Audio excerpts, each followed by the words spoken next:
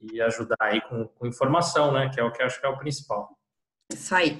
Ricardo, antes da gente estar falando um pouquinho de você, a gente gosta de estar iniciando já, né, até por conta do horário. A S6 ela vem fazendo uma série de lives aí, que é esse novo normal, né? Então, a gente montou um escritório de investimentos há 8 meses aí praticamente, né? Então, eu e mais 5 sócios do Everson, dos sócios, a gente acabou saindo aí de uma estrutura de private, né, de um grande banco, e montou esses 6 investimentos, né? E a gente tem uma carteira bem ampla em fundos imobiliários, então é muito bom a gente estar recebendo você aqui, que tem uma história tão bacana.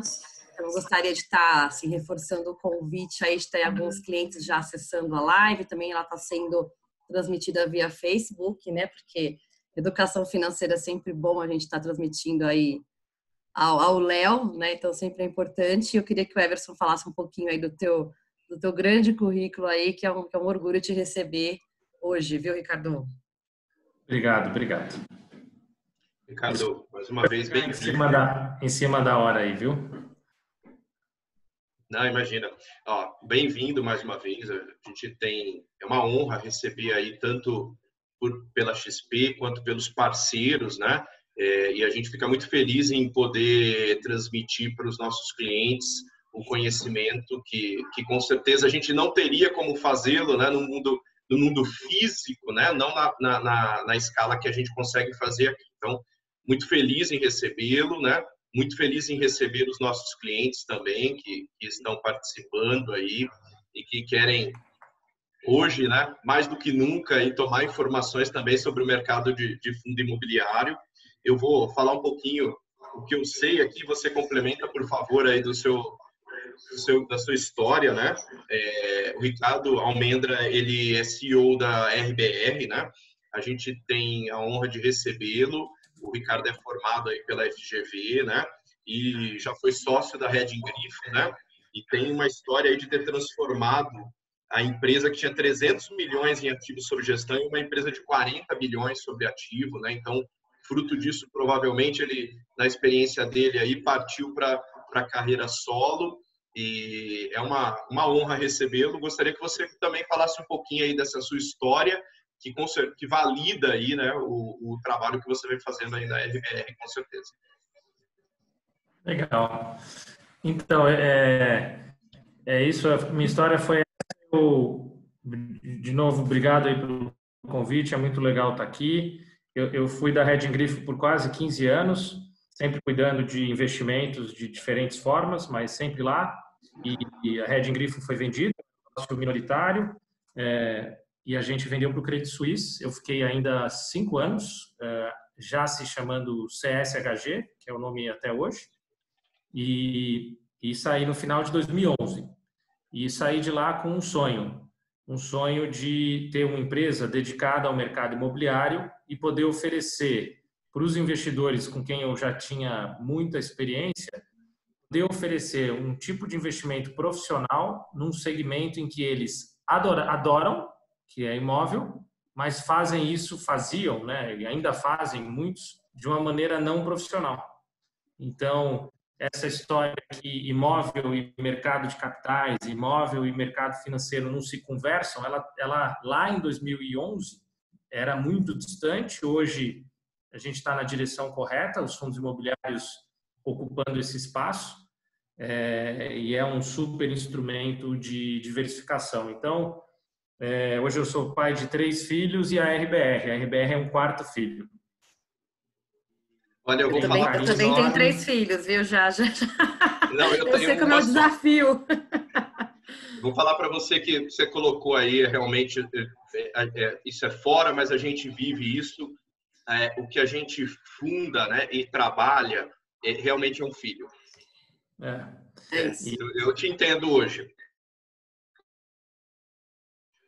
Então, eu falo sem nenhuma, às vezes as pessoas acham meio piegas, assim, né? Meio forçado, mas, putz, é a pura verdade. Daqui a 10 anos eu vou estar aqui e a RBR muito provavelmente vai continuar sendo uma gestora que só faz investimento imobiliário, porque a gente não quer perder esse foco. Vocês não vão ver a gente montando fundo multimercado, ou fundo de ações, ou fundo de crédito. A gente só faz crédito, né? Isso a gente faz. Então, é isso. Hoje nós somos quase 30 pessoas, 29 pessoas. Eu estava atrasado aqui porque a gente está contratando, a gente vai contratar até o final do ano pelo menos umas 6, 7 pessoas. Fantástico isso. Entre estagiários e analistas.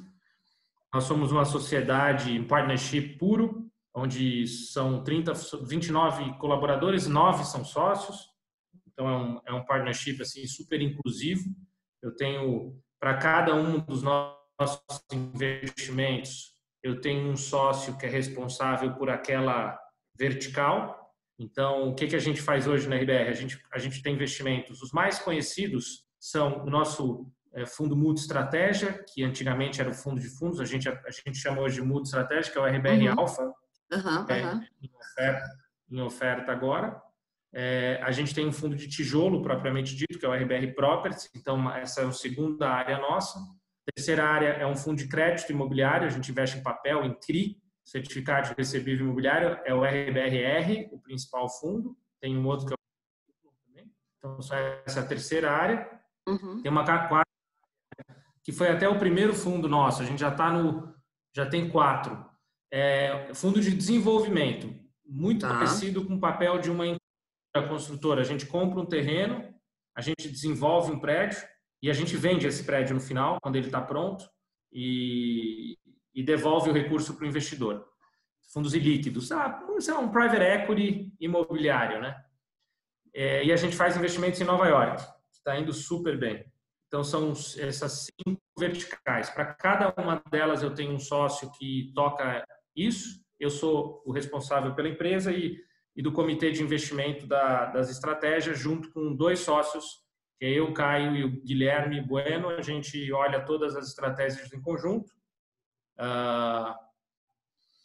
Acho que é isso, gente. Acho que é legal assim, dar uma provocada no cenário, porque geralmente quando a gente fala de diversificação de classe de ativos, até começando a bater essa bola já, né?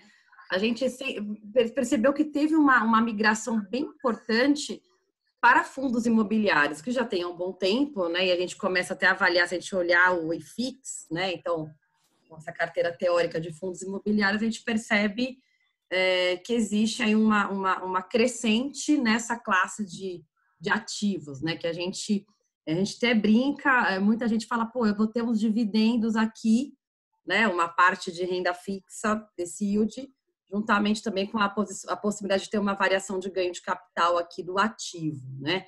Aí você vai ter fundo de tijolo, vai ter fundo de papel.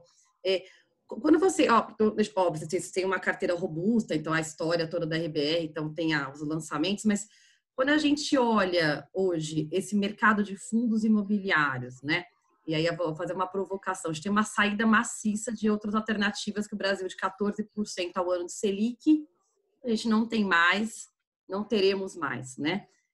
E apetece muito a gente olhar também para a questão dos dividendos, especialmente em fundos imobiliários. Então, teve uma saída maciça desse público que comprava pós, né? E está agora trazendo para fundos imobiliários.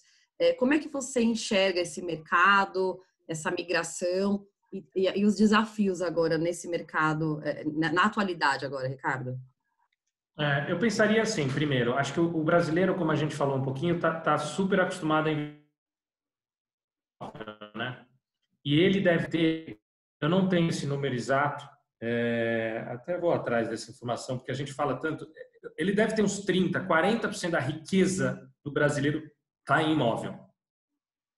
E ele está, eu acho que, migrando do imóvel físico, aos pouquinhos, para o imóvel via bolsa. E fundo imobiliário ainda é um bebê.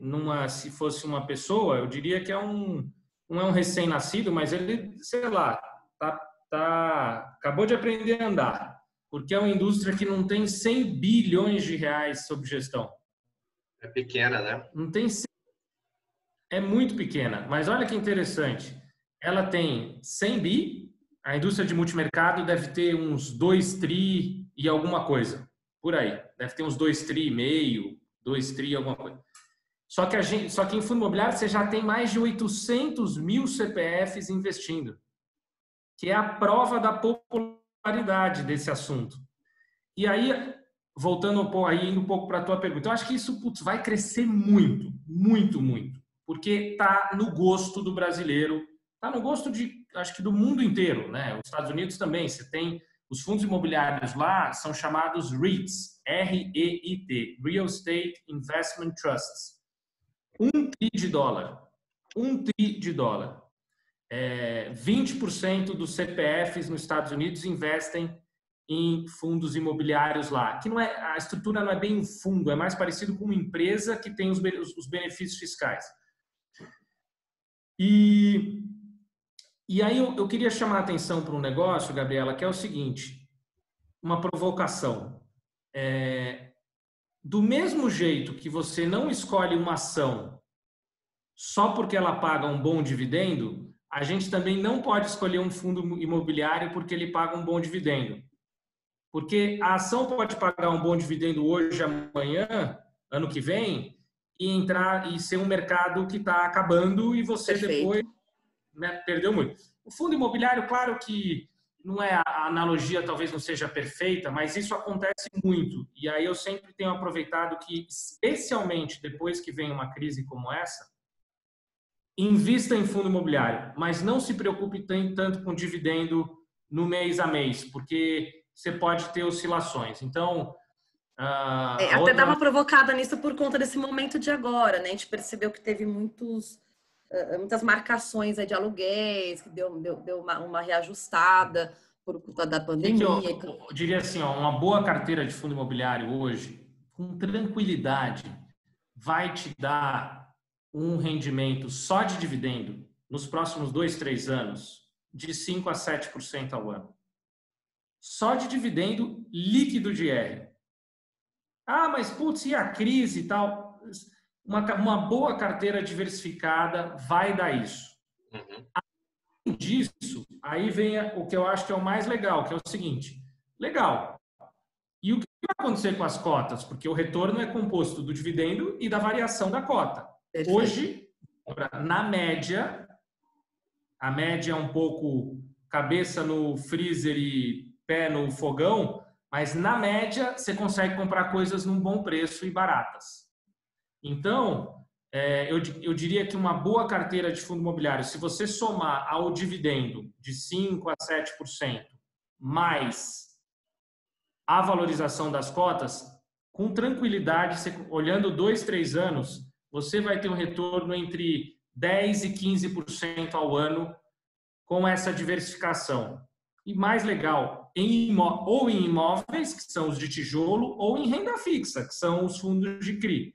Perfeito. Então, quando você está fazendo renda fixa, você tem garantia imobiliária. Quando você está investindo em tijolo, você tem o ativo real, que é uma baita de uma proteção contra um ambiente inflacionário.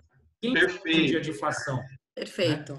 Eu ia fazer essa colocação, né, de que assim, o bacana é que quando eu saio dessa questão do imediatismo, de olhar o mês que vem, se alguém vendeu a mais a cota ou caiu a mais a cota, né, e eu me coloco na posição de investidor imobiliário, que, aliás, é muito da razão do porquê as pessoas compraram imóvel a vida inteira, uma parte, né, eu estou olhando para uma proteção inflacionária, né, então, quando eu compro uma carteira de fundo imobiliário, eu estou fazendo uma proteção inflacionária também e estou comprando uma coisa absolutamente lastreada em imóveis, que é aquilo que eu sempre gostei, por exemplo, né? Uma forma apenas de eu comprar diversificado, de eu participar de lajes que não estão ao meu alcance isoladamente, né? Então, assim, o fundo traz muito isso, mas no fundo, eu tenho a questão de estar posicionado em imóveis e ter essa proteção, né?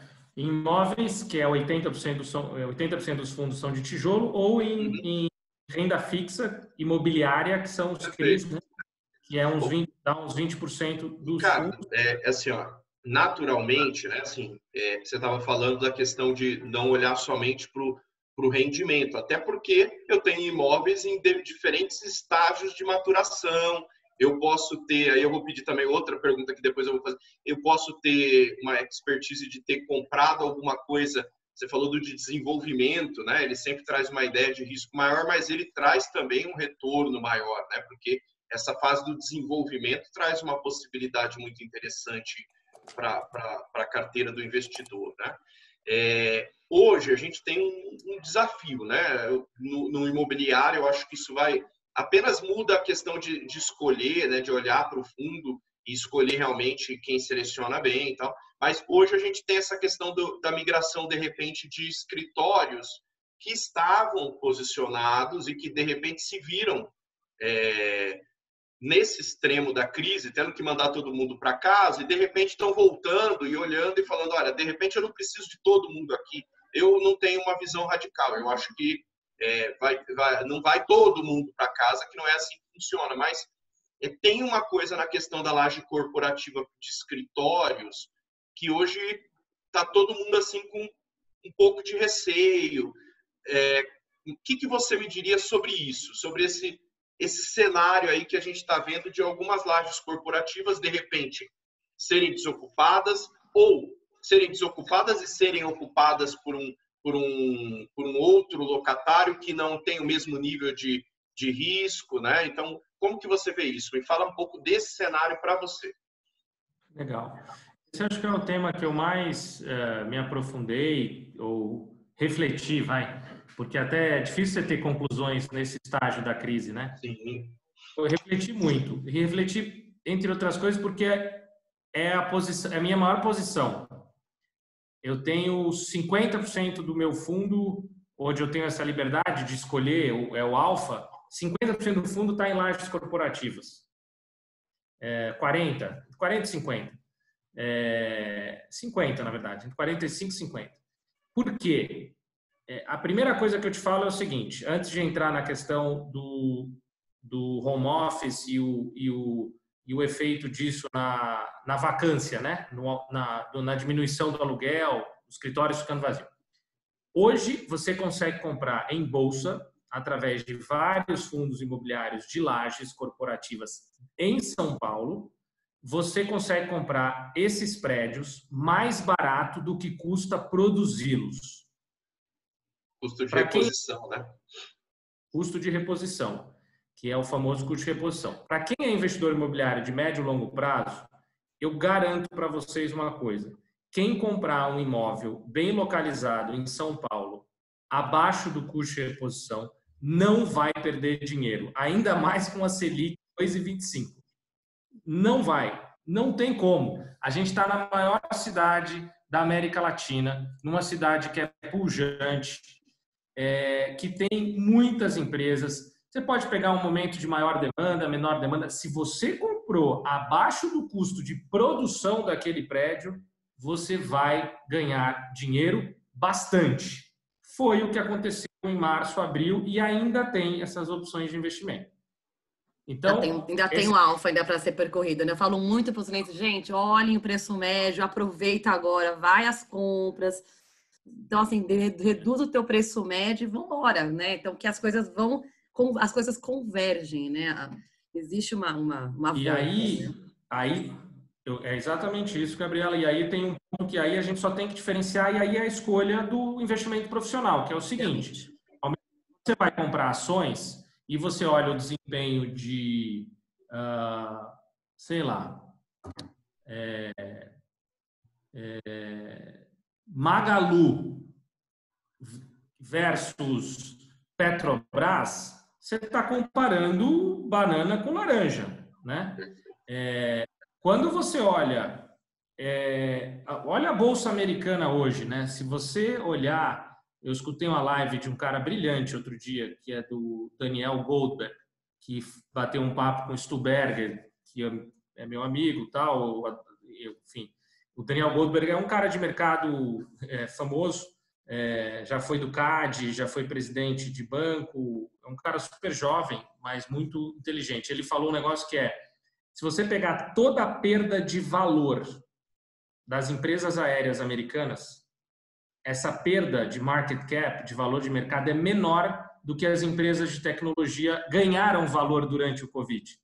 Então, tudo é ação, mas umas bombaram e as outras foram muito mal. E imóvel é a mesma coisa. Se você olhar agora, o que vai acontecer com os imóveis que estão localizados, as lajes da Faria Lima, é uma coisa. O que vai acontecer com as lajes numa localização secundária de São Paulo é completamente diferente.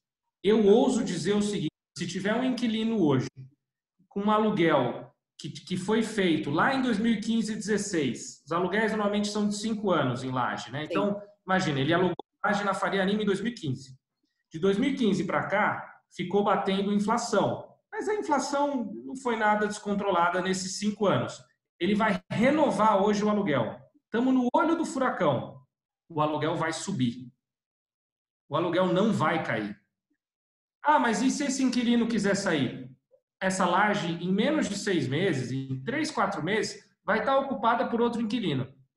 Então, na pior das hipóteses, os imóveis tipo Faria Lima, e aí eu comparo Faria Lima com todo o Itaim, Avenida Paulista, Vila Olímpia, e tem um eixo aqui em São Paulo que é Pinheiros, que é Faria Lima com Rebouças. Uhum.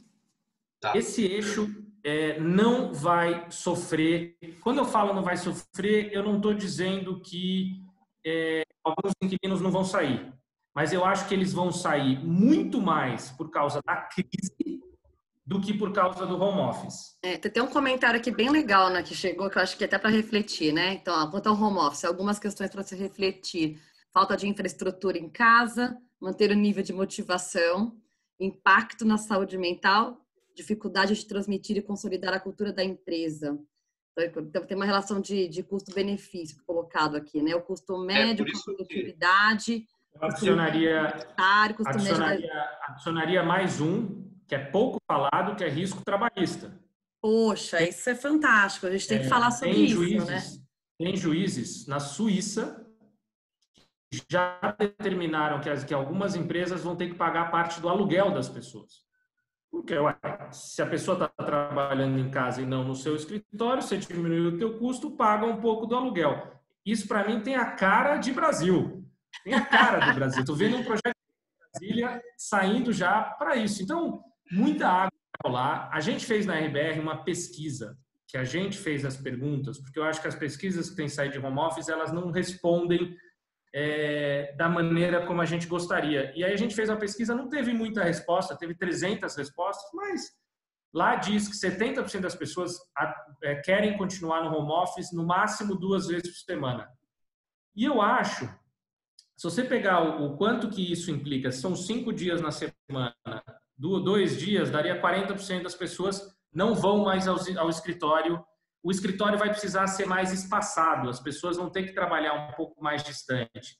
A relação que eu brinco é que o escritório vai encolher 30%, que ao invés de você ter uma pessoa a cada 7 metros quadrados, você vai ter uma pessoa a cada 10 metros quadrados. Então, numa laje de 1.000 metros que cabia 142 pessoas, agora vai caber 100. Então, eu acho que essas coisas meio que ficam equivalentes. Agora, é impossível. A gente vai ter o nosso pior ano de queda do PIB da história. Num ano em que o PIB cai 7, 8, 9, 10%, gente, a demanda por imóvel cai. O setor logístico, que é talvez o mais óbvio ganhador pelas empresas de e-commerce, pela necessidade de muita gente montar, mas pensa que o PIB caiu 10% quase. Vai ter menos demanda por galpão. O crescimento do e-commerce não aguenta da mesma forma a crise, entendeu? Então, na prática é o seguinte, é mais um motivo que eu falo também, não se preocupa tanto com yield, porque quando a gente olhar um retorno de 3 anos de uma boa carteira, eu acho que vai dar 15% ao ano. 5 vem de dividendo, 10 vem de ganho de capital. O importante é o seguinte, especialmente para a laje corporativa, é completamente diferente você estar num ambiente onde você tem 10, 20, 30% de um prédio vazio, de um ambiente como era 2014, 15, 16. Você tinha vários prédios inteiro vazio.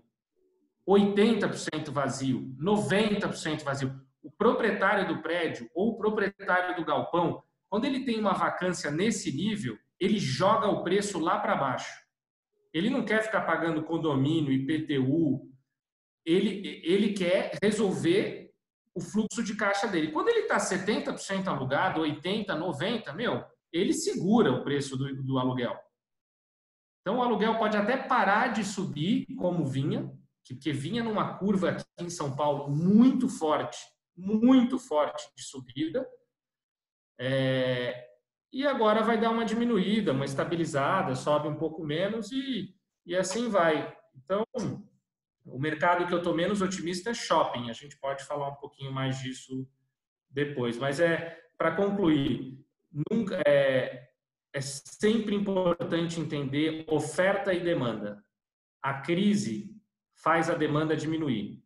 Em qual ambiente que eu estou de oferta para cada um dos ativos? Está sobrando laje corporativa? Está sobrando galpão? São Paulo, Rio de Janeiro? Qual região que você está? Qual região que você está do Rio de Janeiro? Tudo isso faz muita diferença. Então, a escolha fina das opções de investimento em bolsa é o que a gente tenta fazer, o que as consultorias, a XP faz muito bem feito também, recomendando os fundos aonde entrar e aonde não entrar.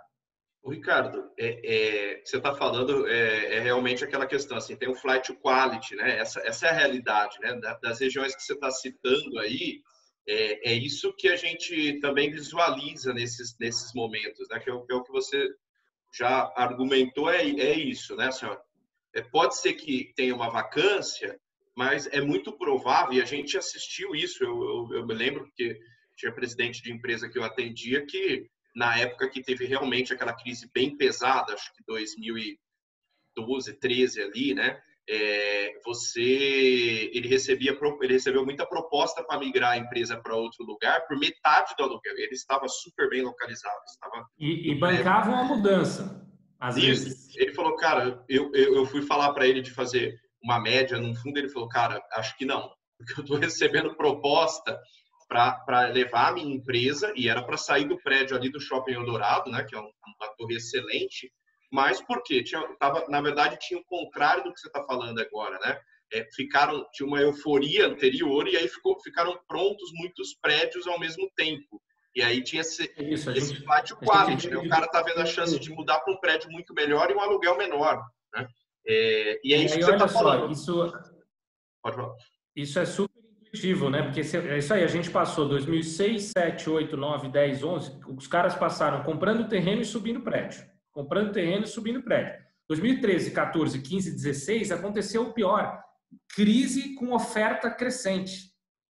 E agora a gente vem de 2014, 15, 16, 17, 18, 19, ou foi recessão ou a gente cresceu 1% do PIB.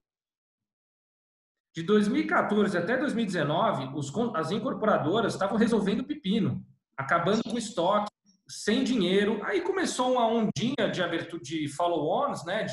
Começou a resolver o problema, começaram a comprar terreno, não deu tempo. O prédio corporativo em São Paulo, nos próximos 2 não vai ter praticamente.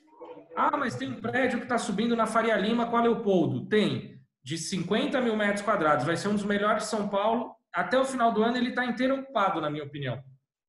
Ah, puta, mas não vai alugar por R$200 o metro. Não, vai alugar talvez por 160, 170, 180. Mas vai estar alugado. Então, isso aqui. E aí tem uma coisa, já falando um pouquinho, eu vou me empolgando aqui, aí vocês vão me cortando. Não, tô achando ótimo. Vamos lá, a gente está usando todo o teu... A gente gosta muito de laje corporativa, entre outras coisas, por quê? Porque a leitura do ciclo imobiliário é muito mais fácil. Entre o cara comprar um terreno e deixar o prédio pronto, são 4 anos. O galpão, em 10 meses, quando você olha, apareceu um galpão concorrendo com você. A obra é muito rápida. Então, quando você toma a decisão de investimento, fala assim, putz, estou comprando um fundo imobiliário, eu estou com meus prédios aqui, na Paulista, a maior parte, né? Paulista, Olímpia, Itaim e tal. Putz, não tem terreno sobrando. A concorrência não vai vir.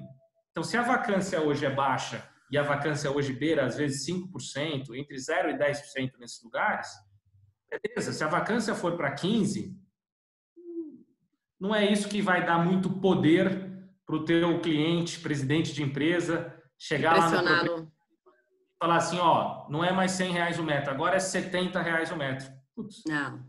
Outra coisa que a gente não falou, mudar de escritório custa caro, vocês acabaram de montar o de vocês, né? Não saio dali. Na Vila Olímpia. Na Vila Olímpia, bem pertinho ali da XP, na Rua Helena, você sabe onde é, né?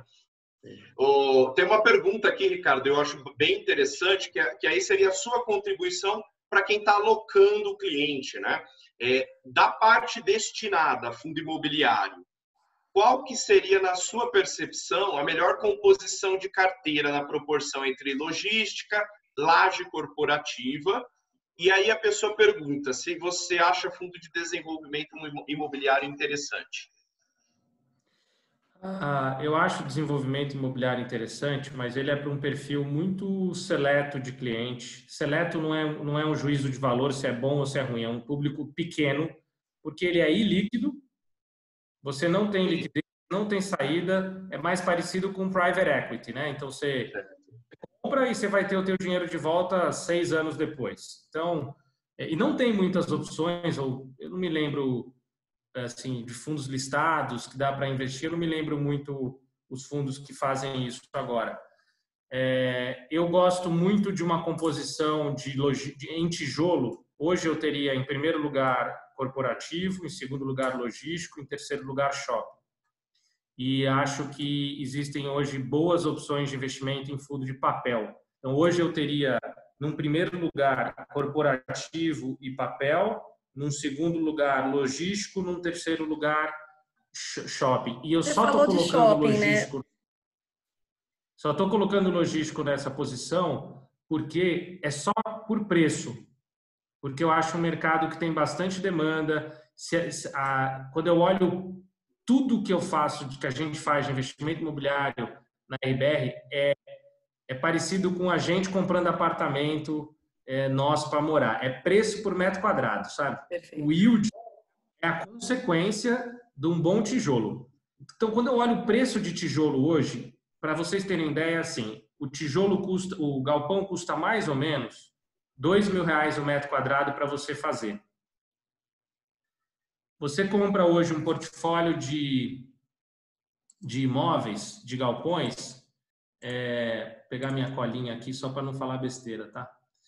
Você vai pagar algo mais próximo de 3.000, acima de R$3.000 o metro quadrado nesses galpões. Eles vão te dar uma renda estável, vários têm contratos atípicos, mas você está pagando um prêmio justo, bem acima do que custa produzir esses galpões. Como a gente pensa muito em TIR e não só em dividendo, esse negócio me dá um dividendo estável, mas eu não vejo tanta apreciação do valor da cota. Mas me traz um dividendo bem estável. Quando eu olho as lajes corporativas, talvez eu tenha um dividendo um pouco menor no curto prazo, talvez eu não tenha 6 de renda, talvez eu tenha 5, mas eu estou comprando abaixo do custo de reposição. Então, eu acho que o meu retorno na somatória do ganho de capital com o dividendo vai ser superior. Então, é só por isso. Eu adoraria ter mais opções de investimento de logística em bolsa. Tem poucos fundos de logístico. O fundo da XP é um bom fundo de logística. A gente já teve, já saiu, já teve, já saiu. Mas eu diria que eu montaria o portfólio desse jeito que eu falei, assim, corporativo e papel em primeiro, logístico em segundo, shopping em terceiro, analisando os preços deles hoje. Você pode falar uma participação desse portfólio? Uma ideia? O que seria? Uma proporção. 30? Olha, primeiro eu recomendo muito que quem tiver interesse de acompanhar isso todo mês, a gente solta tudo isso no nosso relatório mensal. Quem entrar lá no site da RBR vai ver o RBRF 11, ele abre tudo isso. Então, hoje eu teria uns 35%, 35% a 40% em corporativo, teria uns 30% em 40% em corporativo, uns 25%, 30% em fundos de papel, eu teria uns 5% a 10%, uns 10% em logística, uns 10% em shopping. não deve ter dado 100 aí, mas foi perto. Tá entendido, né? E só por preço, assim, de novo, logística eu gosto, tá? É só preço. A gente tem um fundo de logística hoje, que é o SDIL, SDI Logística, que a gente acha que está o preço por metro quadrado ainda bem atraente e estamos de olho. Se as cotas caírem um pouquinho de alguns fundos de logística, o XPLG entre eles, a gente enche a mão. Deixa eu te fazer uma pergunta, duas perguntas na realidade. Eu queria que você falasse um pouquinho do setor de shoppings, porque você comentou, existe aí, obviamente, uma ideia de comprar os shoppings, eles existem ainda por vários fatores, né? Mas eu queria que você falasse um pouquinho sobre esse setor exclusivamente, tá? E tem uma pergunta sobre os fundos de papéis, que geralmente têm retornos maiores, que são os high yield, né? Então, em relação aos contratos, como é que a crise pode afetar? Enfim, talvez pudesse até falar um pouquinho do RBR High Yield, se você pudesse falar dele também, aí seria bacana. Olha, shopping, ele é, assim, 2/3 das receitas de um shopping vem do lojista chamado satélite, que é o lojista pequeno, é o vendedor de capinha de celular. Não é as lojas Renner, nem a C&A, nem a Zara, não é, nem o Pão de Açúcar. Então, esse cara, com a crise que a gente tem agora, esse cara, eu sei lá, 10, 15% desses caras vão quebrar. Não vão conseguir continuar com as suas lojas. Então, e aqueles que vão continuar, como é que o shopping normalmente ele é remunerado? Ele chega para o lojista e fala o seguinte, ó, você vai me pagar um aluguel de X mil por mês, no mínimo, mais um percentual do seu faturamento. Então, na pior das hipóteses, ele já tem um piso de remuneração e o shopping indo bem, ele ganha mais. O que eu acho que vai ter que acontecer? Senão o shopping, do mesmo jeito, fazendo analogia, pensa sempre em oferta e demanda, sempre. O presidente de empresa, cliente do Everson, um dia recebeu uma ligação falando, vem para cá, eu pago a tua mudança, eu te dou um aluguel barato. O shopping vai ter que fazer isso com o lojista. Não vai embora. Ó, eu vou derrubar teu aluguel, eu vou te ajudar a manter tua loja, eu vou te dar um pouco de capital de giro, tira o aluguel mínimo, fica só o percentual do faturamento. O shopping vai ter que avançar um pouco e tomar um pouco do risco do lojista. E numa crise tão severa como a gente vive e vai viver, de economia, isso vai demorar para recuperar. Então, por outro lado, quem tiver a paciência de aguardar 3, 4, 5 anos, tem a condição de comprar os shoppings bem mais baratos do que eles estavam. Então, eu acredito que os shoppings vão continuar... pega o XP Malls, por exemplo. De longe, é o fundo de shopping da indústria, na minha opinião. De longe. 60% da receita do XP Malls vem de operações sólidas, que a gente chama de dominantes. O shopping tem um shopping dominante e tem um shopping secundário, meia bomba. O dominante é o Cidade Jardim. Shopping Cidade Jardim, é o Catarina, é o Shopping Cidade São Paulo, é o Shopping Internacional de Guarulhos. São os 4 shoppings principais que o XP Malls tem na carteira. Isso representa mais da metade do fluxo de aluguéis do XP Malls. Então, olhando 3, 4, 5 anos para frente, é uma excelente compra. Excelente. No curto prazo, vai ser a indústria que vai menos pagar dividendo, por causa disso que eu comentei, né? Então, o shopping ele tem uma lógica no Brasil que, inclusive, serve de exemplo para o mundo inteiro. Há muito tempo que o shopping no Brasil deixou de ser um local só de compra, virou um local de entretenimento. Exato. E nesses próximos 6 meses, gente, você não vai se entreter no lugar que o cara vai medir tua temperatura, você vai estar de máscara, não é a mesma coisa, né? A gente vai ter que conviver com restrições sérias há mais um bom tempo. Então, por isso que eu estou mais cuidadoso com o shopping. A gente tem uma posição grande de XP Malls, não vendeu nada, a gente só continua, também não aumentou. Tá. Então, foi isso. E E de papel, olha, esse é um universo talvez o mais denso, assim, porque é mais técnico, assim, para a gente falar. Cada fundo de CRI é um fundo de CRI. Cada operação é uma operação. É muito difícil generalizar. Mas se eu tivesse que dar uma recomendação generalista, eu falaria assim, não invista em high yield agora. Não porque eu acho que todos os fundos high yield vão dar problema. Eu falo um pouquinho da RBR daqui a pouco. Tá. Mas a chance de dar problema num fundo high yield é muito maior do que num fundo high grade. Então, fica no high grade que você vai ganhar dinheiro, vai ter um bom retorno e vai estar num porto muito seguro, porque os fundos high grade, normalmente, o que eles têm?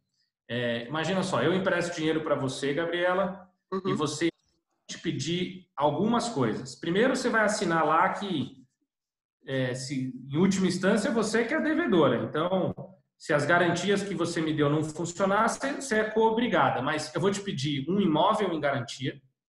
Normalmente, esse imóvel vale de 1,5 a 2 vezes o valor que eu estou emprestando.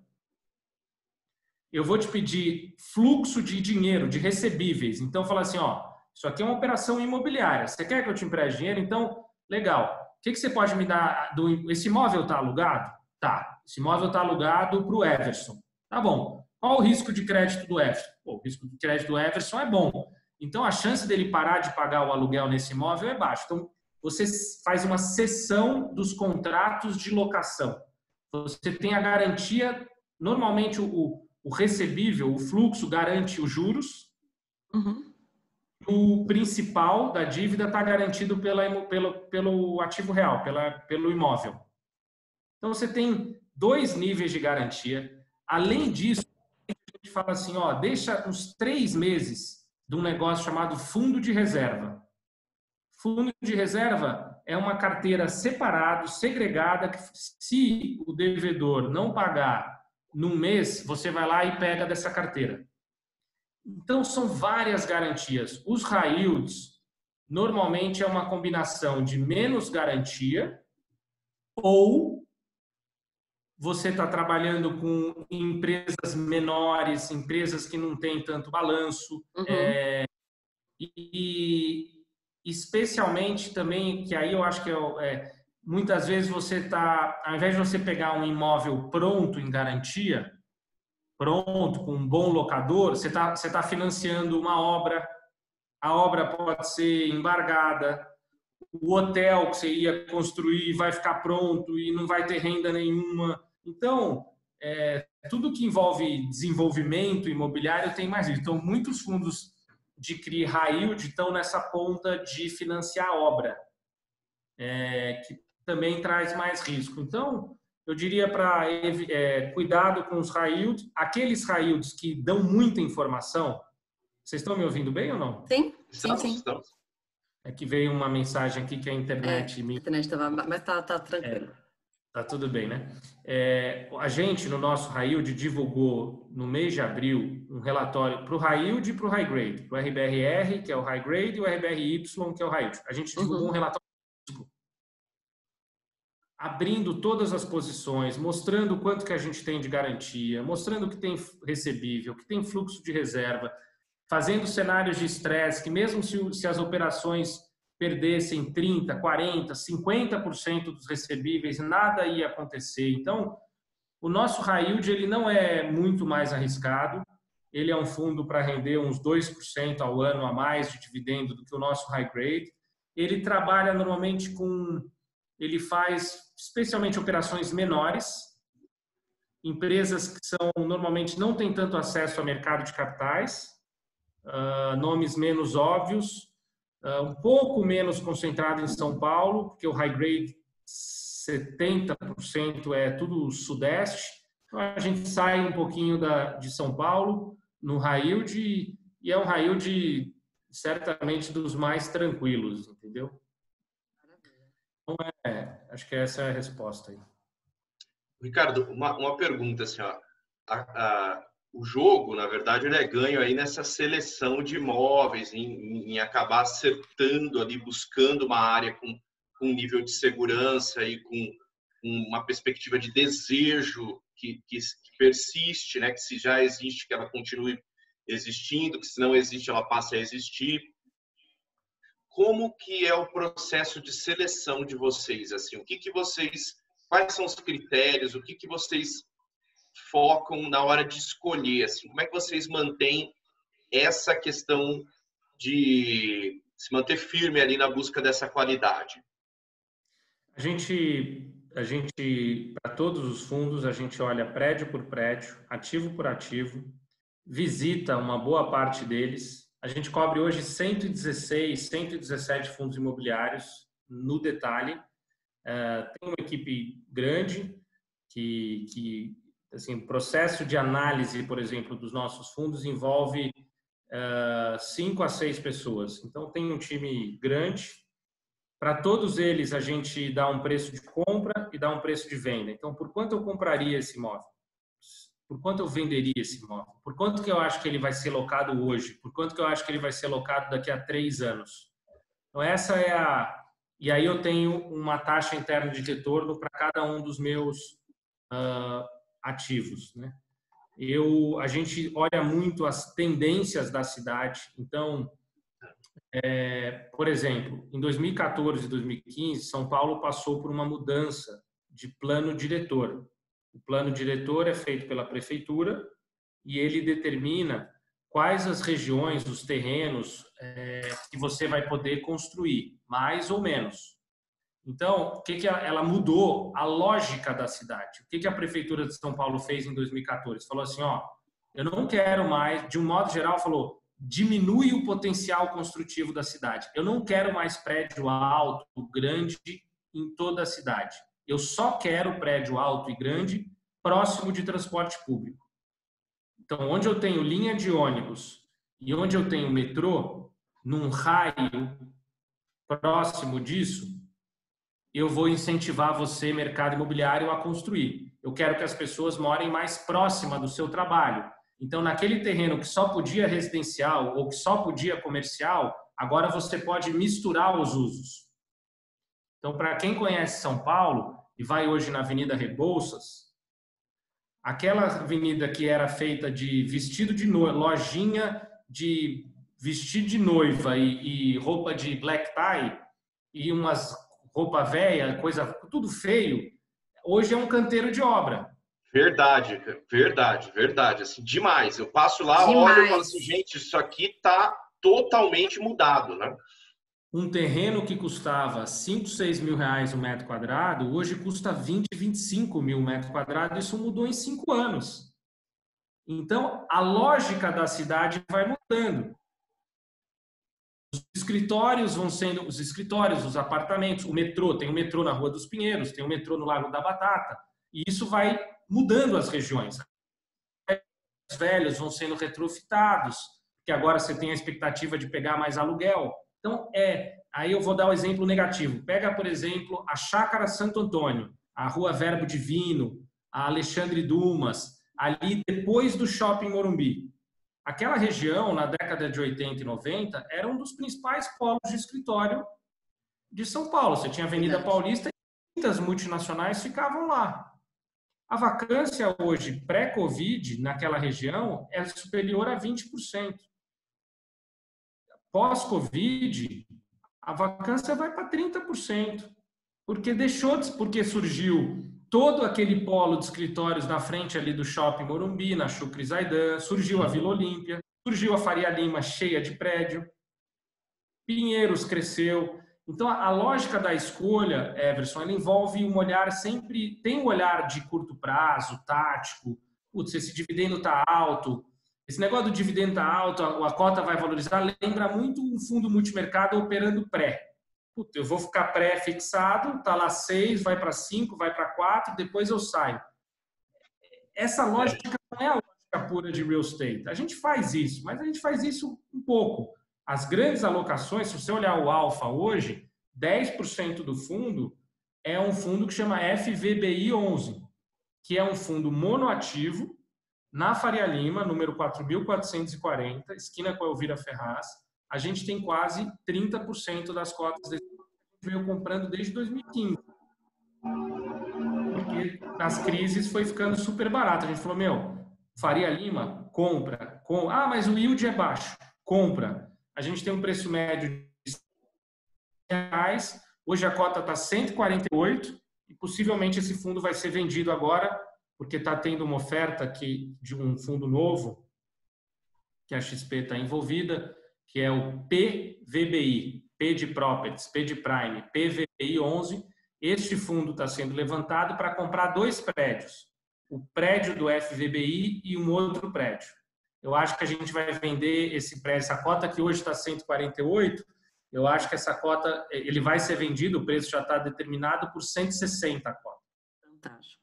Então, a nossa história era uma história da leitura, de falar, meu, ativo AAA, vamos comprar abaixo do custo de reposição. Putz, mas o yield é baixo.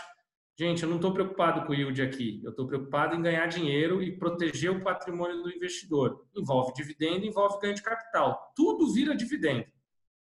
Tudo vira dividendo. Tem um ganho aqui embutido na cota do Alfa grande por causa dessa provável venda aí do FVBI. Perfeito. Ricardo, falar um pouquinho, se a gente puder só explorar, que está quase no fim. A gente tem nossos 4 fundos, você já falou um pouquinho do High Yield, falou um pouquinho do Alfa também. Nossa, acho que o Everson caiu, já ele deve voltar. Mas puder falar um pouquinho dos outros 2 fundos para a gente, em suma, né?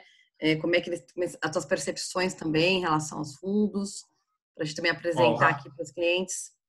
O RBRR é o nosso fundo high grade, está super tranquilo, vai passar essa crise sem nenhum susto, tem pago os dividendos próximo de 50, 55 centavos por cota, a cota dele hoje é 100, então isso dá 6, 6,5%, 7% ao ano de dividendo. É uma renda fixa estruturada, diversificada, tem liquidez, negociou hoje R$2 milhões, então é um fundo, é uma ótima alternativa. É uma renda fixa com volatilidade, oscila, mas tem 37 CRIs lá dentro, nenhum deles com um percentual grande do patrimônio, então é uma ótima diversificação, eu acho, de renda fixa de longo prazo estruturada.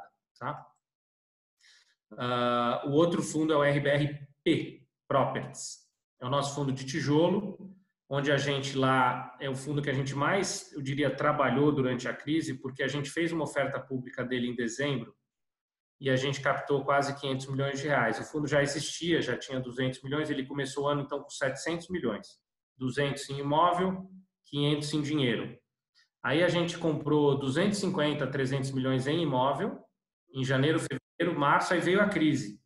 Aí a gente fez uma coisa que foi muito legal e é muito do nosso estilo, que é o seguinte, antes da gente comprar os outros 200 milhões, veio a crise. A gente falou o seguinte, eu não vou comprar esses imóveis, eu vou comprar imóvel em bolsa. A gente comprou esse dinheiro, mais de 100 milhões de reais em fundo imobiliário, tem um ganho de capital maravilhoso lá dentro embutido hoje, a gente está começando aos pouquinhos, não agora, mas vai vender ao longo do ano, e isso aí tudo vai virar dividendo e a gente vai comprar imóvel depois. É para ser o nosso fundo de tijolo, muito mais do que um fundo de cotas de outro fundo, mas a gente só foi... Deu oportunidade, né?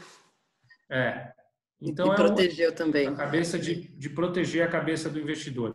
Investidor de imóvel, eu não sei se vocês concordam, o típico, né, que compra o imóvel direto, né, o que ele fala? Primeiro, ele nunca perde dinheiro. O imóvel dele nunca perde valor. Ele fala, não, meu imóvel vale 1 milhão. Aí você fala, mas você está alugando por quanto? Estou alugando por 10 mil por mês. Aí você faz a conta e fala, beleza, talvez valha até mais que 1 milhão. Aí o imóvel está vazio. Quanto vale? Vale 1 milhão. Ele é sempre, né, aquele valor, é a cabeça dele do tijolo, tijolo, tijolo. O mercado imobiliário em bolsa não é isso, né? O mercado está olhando dividendo, então subiu. Então, a gente tenta se aproveitar disso. Profissional, né, Ricardo? Acho que é isso. O profissional sabe... Hã? Desculpa, o profissional sabe o tempo de comprar, né, o momento, né? E E eu falo sempre para o investidor, eu falo assim, ó, o fulano do seu prédio entregou o apartamento por metade do preço, isso não mudou o preço do seu apartamento, né? Você não sabe que condição está por trás daquilo. Então, assim, cuidado que parte de uma queda de cota de um fundo imobiliário, ou mesmo de uma ação, ela é fruto de variáveis que você não conhece, né? Que você não domina, e variáveis que o outro precisou fazer aquilo.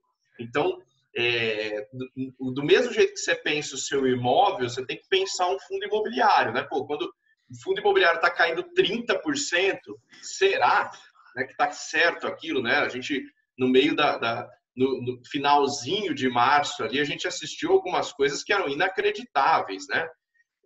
Total. Perfeito. Na hora que e tem que saber a hora de comprar, né? A gente sabe mais corretamente a hora de comprar e tem que saber a hora de vender, né? Que era isso que eu ia falar, que eu tinha perdido o raciocínio, que é o seguinte, quantas famílias a gente não vê o patrimônio imobiliário, que era uma fonte de renda, virar uma fonte de problema?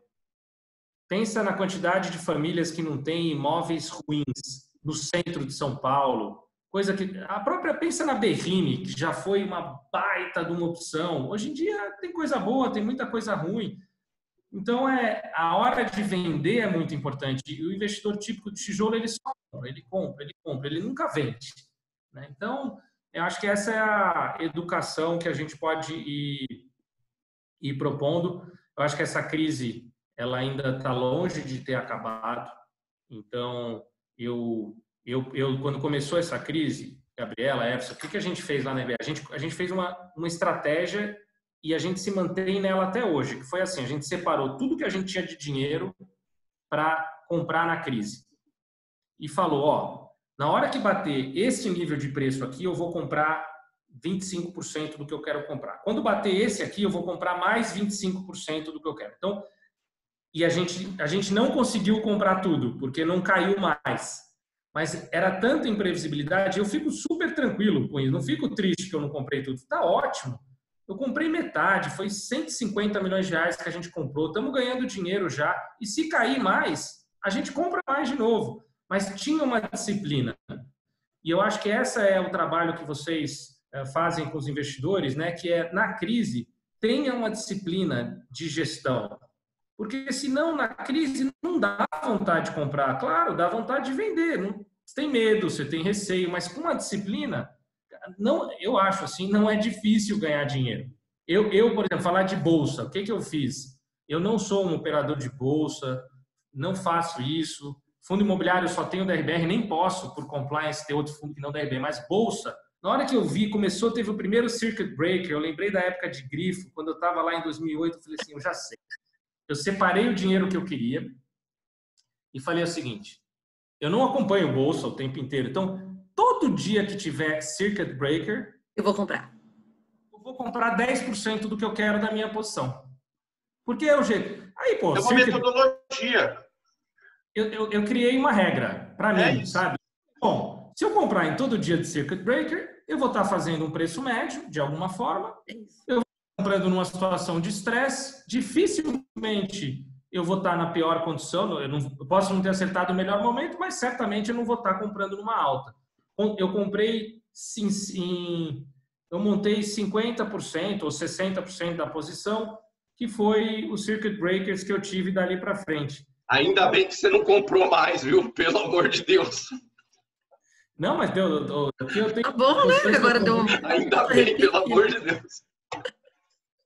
Então, deu certo. Acho que é importante, quando você tem uma estratégia, acho que você deita a cabeça no travesseiro e dorme tranquilo. Com o fundo imobiliário é a mesma coisa, né? É um investimento de médio e longo prazo, não é especulativo e tem muita coisa boa para fazer. Maravilha. Bom, você acabou falando do high grade, falou do high yield, falou do properties um pouquinho também e do alpha. Então, acho que basicamente são os 4 fundos. Alguma coisa mais que você queira acrescentar? Não, acho que a gente falou de um monte de coisa legal aí. Obrigado pelo papo, foi ótimo. Eu estou à disposição. Vocês...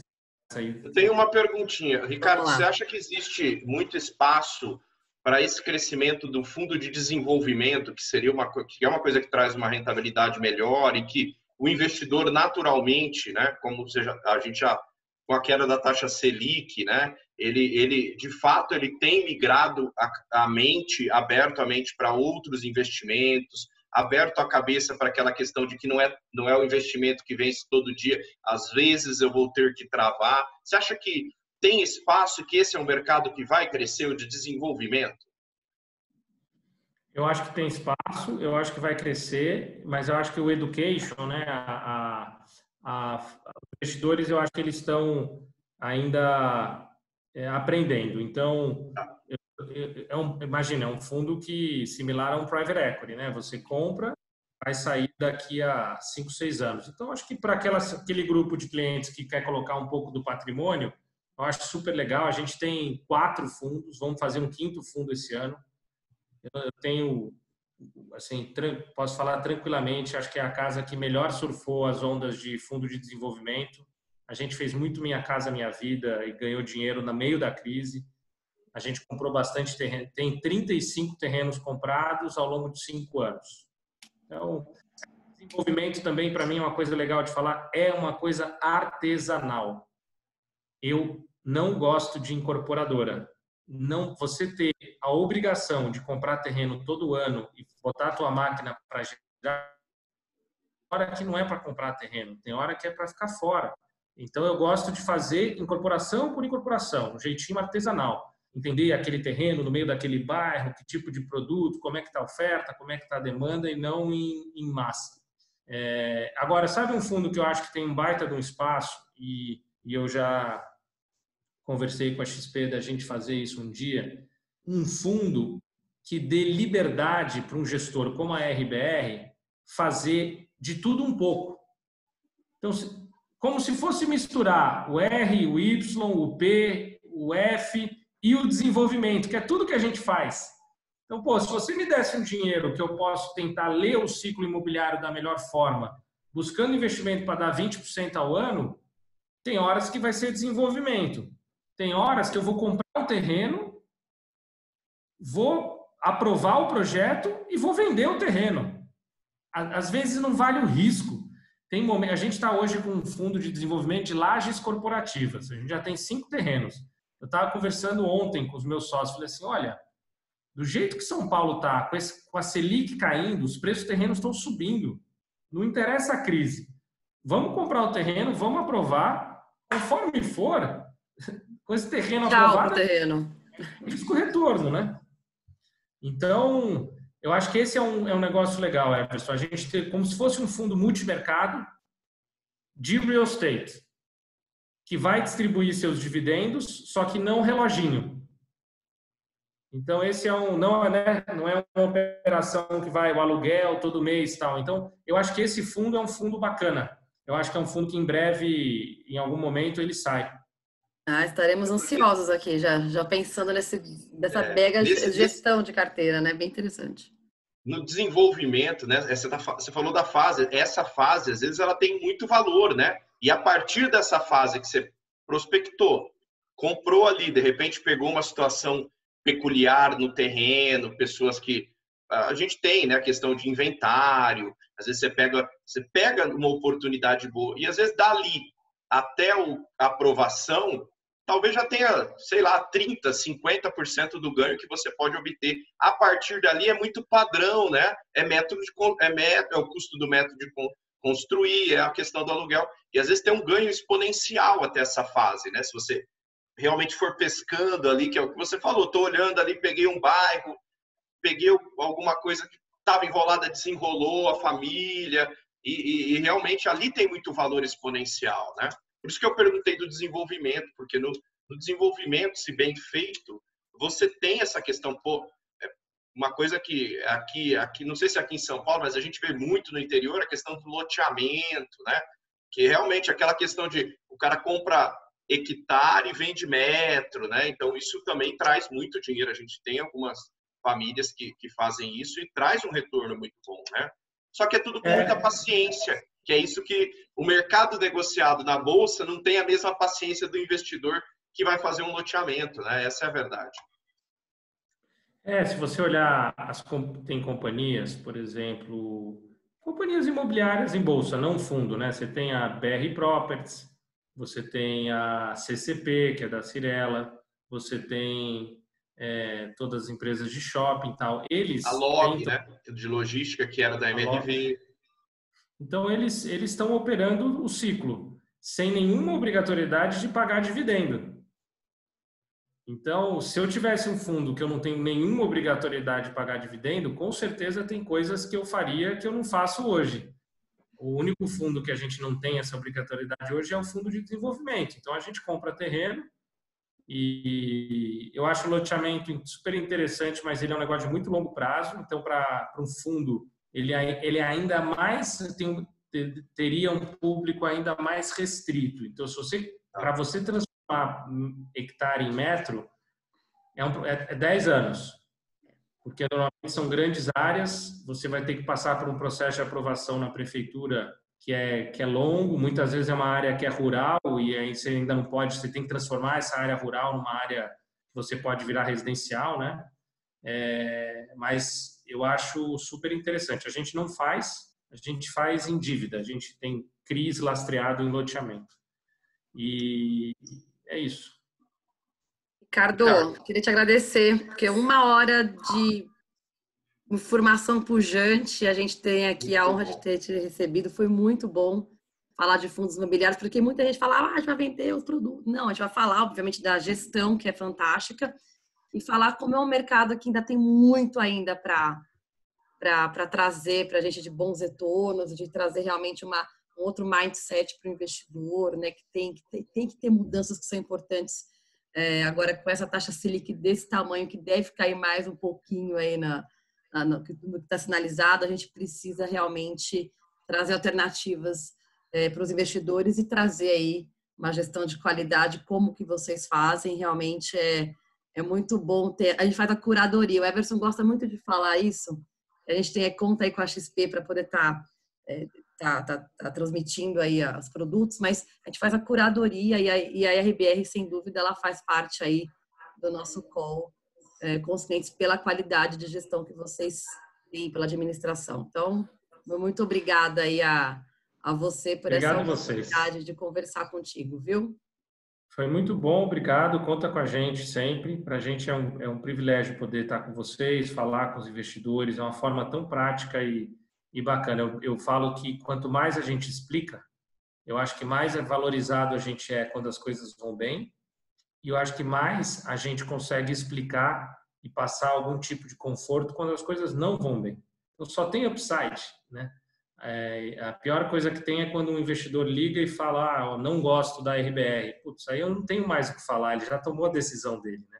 Aqui, pelo menos, eu tenho a chance de convencê-lo de alguma coisa quando não está indo bem. Então, somos 9 sócios lá, tem outros caras também para vir aqui falar, os gestores de cada um dos fundos. Conta sempre com a gente que vocês precisarem. Fantástico. Perfeito, Ricardo, obrigado. É uma honra recebê-lo e, assim, com certeza, eu concordo com você. Quando a pessoa vem e traz esse show de conhecimento, né, a gente não tem nenhuma chance de ter perda, né? A gente não perde nada com isso, só ganha quando a gente percebe todas as camadas de defesa, toda a lógica, toda a disciplina, essa questão bem de escolhendo pontualmente, de ter critério. Cara, não tem nada a perder, só agrega. O pessoal olha e fala, não, peraí, o negócio lá é sério.